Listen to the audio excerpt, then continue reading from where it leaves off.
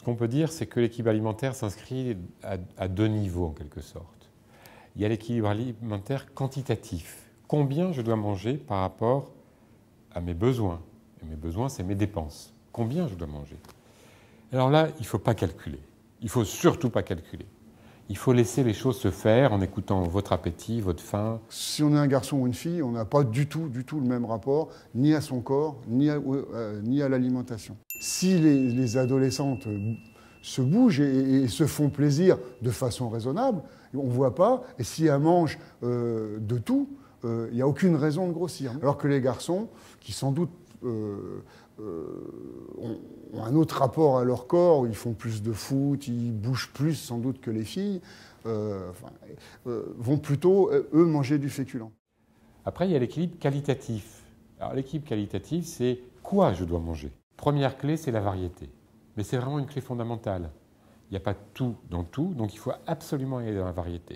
Le PNNS, donc le Plan National Nutrition Santé, c'est un ensemble effectivement de recommandations générales qui ont attrait principalement à l'alimentation, où on explique les parts de ces fameux groupes d'aliments qui sont idéalement à consommer en moyenne.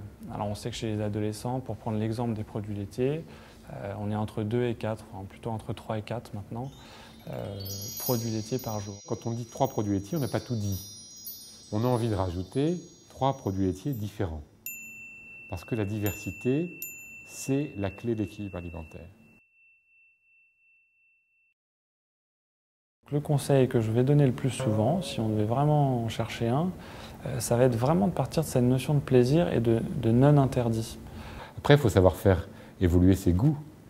Mais il faut toujours se faire plaisir. On voit de plus en plus de saveurs, de yaourts ou de crèmes dessert différentes apparaître. Parfois des saveurs plus innovantes, avec des fruits exotiques. On peut aussi apprendre à manger des yaourts qui ne sont pas forcément fruités.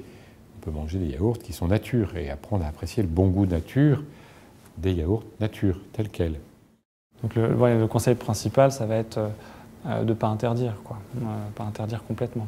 Aucun aliment n'est interdit.